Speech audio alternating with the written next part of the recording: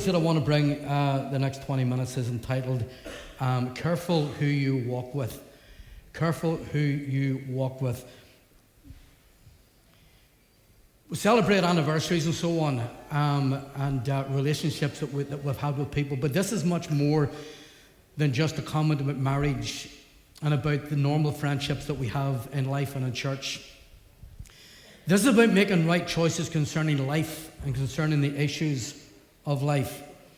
And that's why Amos the prophet said, he asked the question, can two walk together unless they are agreed? He asked that question, and that's what we call a rhetorical question. In other words, there's only one answer to it. And the answer is obvious. Can two walk together unless they be agreed? And the obvious answer is no. It's a rhetorical question. There's only one answer to it. It's like a statement in the form of a question. Two people cannot walk together unless they are properly in agreement. We've seen disagreement within our community for decades. In fact, there are those of us who can remember whenever the Shankill Road was just the Shankill. It was called the Greater Shankill Community. But for the past 20 years plus a few years, it's been Upper Shankill, Mid Shankill and Lower Shankill. So even our own community has known disagreement over the years. We've also known disagreement between communities. And we have a wall that still stands between our, what we call our divided communities, or our divided community, because of disagreements that come to the surface. We've also seen disagreements within churches. Not this church, of course. We don't have disagreements in New Life. We're perfect. And of course, you all know that's not true. We've known disagreements over the years. But we've known disagreement not just within churches, but sadly between churches. And oftentimes, disagreement results in people making a decision that we're going to go our separate ways. Lot and Abraham had their disagreements. Paul and Mark and others had their disagreements. And disagreement results often in people making the decision that they will go different ways. Sometimes disagreement leads to the point where we want to fight and kill each other. Thankfully not within churches, although if that were the case, it could be happening pretty regular. Remember Jack Hayford? Jack Hayford was still one of my favourite preachers and teachers. He still teaches today. And a man that I've listened to dozens and dozens of times. I've sat at his feet dozens of times. I've met him, had the honour of sitting with him for 30 minutes and just talking with him. An incredible experience. And he was a man that I've listened to, I've read his books and his CDs and so on over the years. But I remember Jack Hayford actually made a point when he was preaching a sermon on conflict that's based on religion. And when he got to the point of talking about Ireland and Northern Ireland, he actually said this. He said, even the Christians in Ireland are killing each other. Now, I was watching on television, so I almost wanted to jump into the television screen. And I'm shouting at him, Jack, no, you're wrong. Imagine me challenging Jack Hayford. I'm saying, Jack, you're wrong. Christians in Ireland are not killing each other. If they are, then they're not Christians. Christians do not kill each other. We talk about each other and we stab each other in the back from time to time.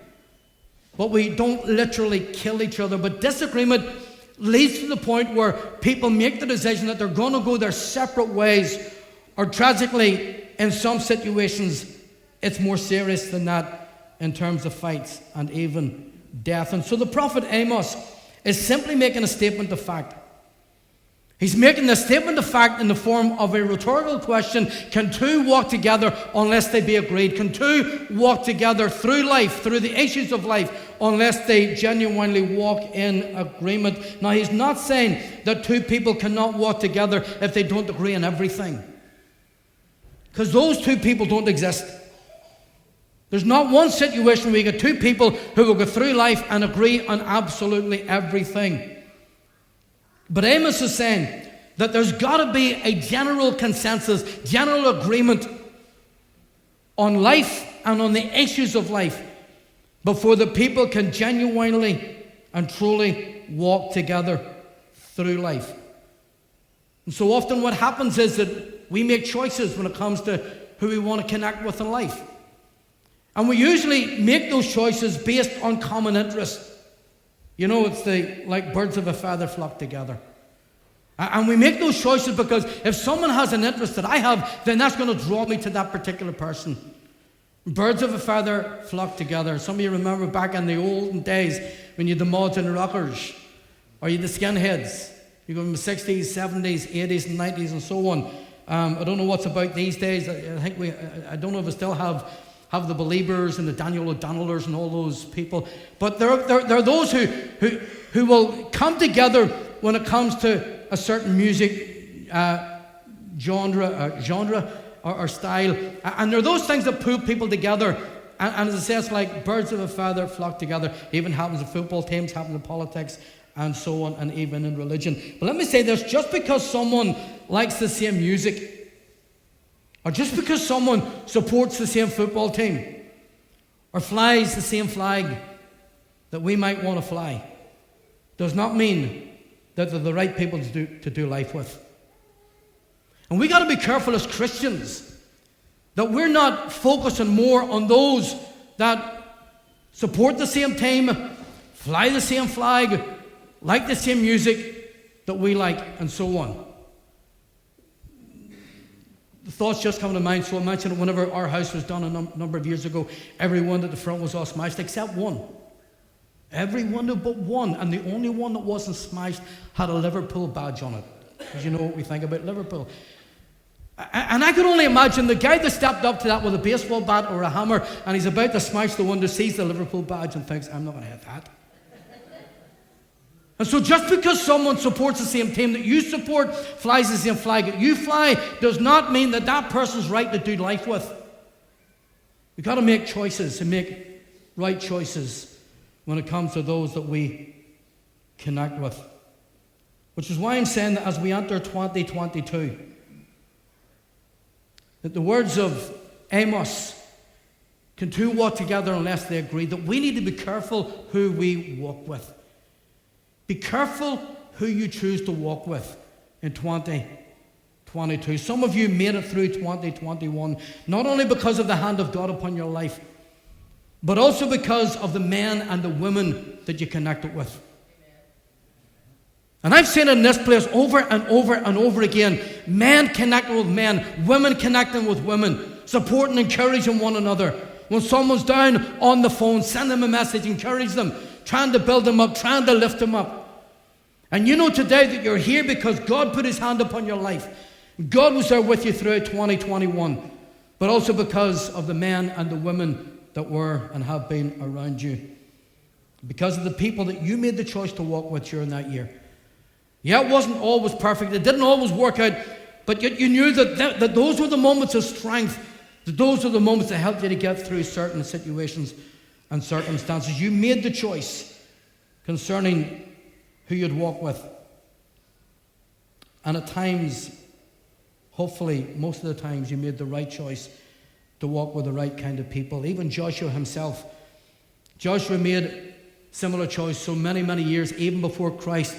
Next verse, slide please, where Joshua said, choose you this day whom you will serve.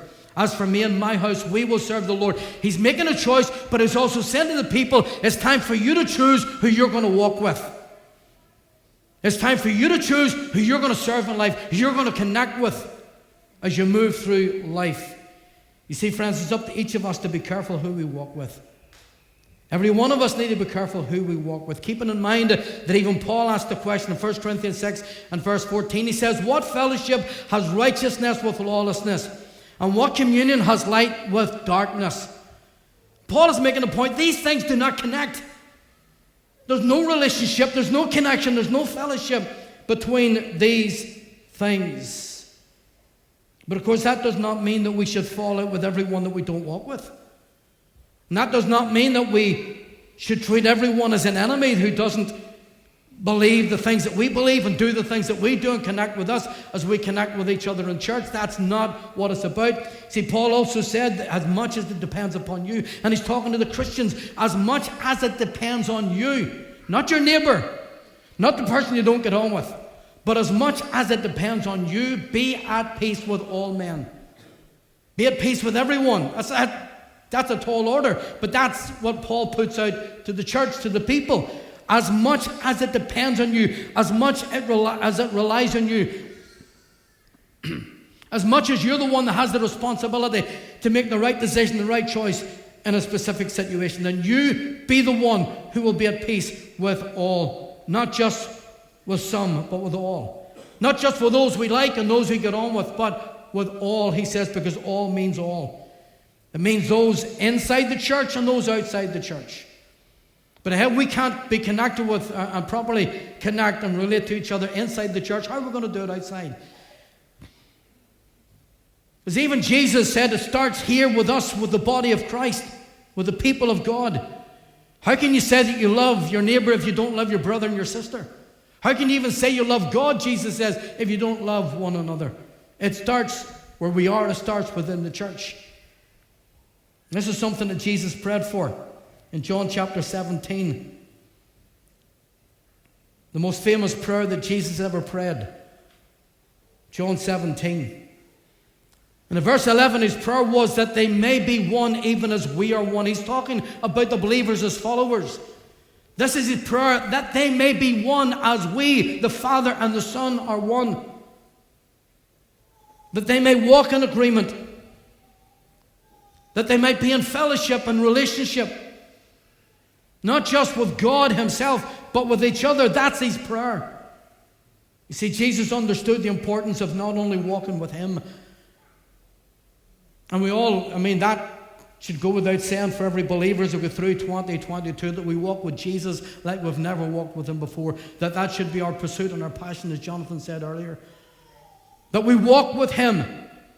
But Jesus understood the importance of not only walking with him, but of walking with each other and with the right kind of people. In fact, Jesus wanted this agreement so much that he prayed for it 5 times in John chapter 17. I know of no other prayer where Jesus had to ask more than once for something. Even to raise Lazarus from the dead, just one command and up he came. And out he came from that tomb. But I know of no other situation where Jesus was so repetitive, where 5 times he says to the Father in that prayer, that they may be one, that they may be one, that they may be one, that they may be one. And in case you missed the first 4 times, let me say it again, that they may be one. That was his prayer, that we would walk together in unity and fellowship within the church. And in so doing, we'll be walking with the right kind of people. I want to say, friends, that in 41 years of ministry, one of my greatest challenges has not only been to encourage people to walk with Christ and to come into a relationship with him and walk with him, but added to that has been the challenge of encouraging people to walk with Christ. And then to walk with the right kind of people beyond that. To encourage unity within the body of Christ. That's a challenge for every pastor. But it's no easy task. Because people will ultimately make up their own minds, make up their own decisions regarding those that they will connect with. Sadly, there are those who are no longer walking with Christ because they made a choice. Because they made a choice that they would no longer walk with the right kind of people. And I've seen it happen all too often. They make the decision, I want to follow Christ, I genuinely want to go with him, but then stuff happens and they begin to connect with the wrong kind of people. Thank you. Johnny Sims not here today, no? Oh, Johnny Sims. I didn't see you behind those 3 small women in front of you. That's your brother. People will ultimately make up their own decisions. And for one moment, they're walking with Christ. The next moment, we see them connecting with people that we know not going to be good for them. But you know the way we all think, and I often hear parents say this about their son, their daughter, they're running with the wrong kind of people.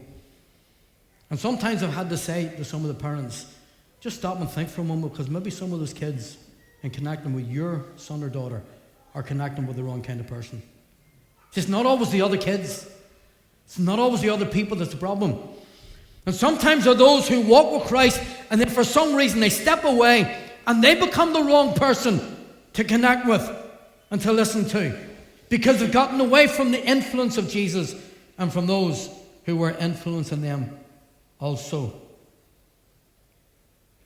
I have to say, friends, that as a pastor, there's nothing that breaks your heart more than seeing people coming to faith in Jesus Christ and then throwing it all away because they chose to walk with the wrong kind of people. See it all too often. We rejoice. Somebody put their hand up, praise God, and we're excited. The angels in heaven rejoice because someone came to faith in Jesus. And we get excited about that. And I still do, no issues with that. And what I begin to look for, I begin to look to see if that person's back the next week, and they're back the next week, or they're turning up to the midweek, or they're sitting around with the right kind of people that are there to influence them and to support them and encourage them.